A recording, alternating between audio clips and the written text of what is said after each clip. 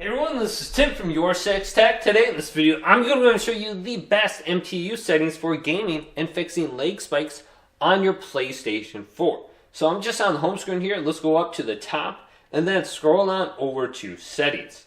Now go on down to network and choose this. And then go to set up internet connection. Now choose your currently connected internet.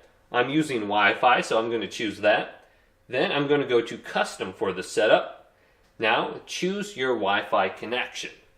Now I'm going to choose Scump right on the top, and I won't have to enter in the password because I already am connected to this internet, or I previously have connected in the past. So now go to automatic for the IP address, then go to do not specify for GHC hostname.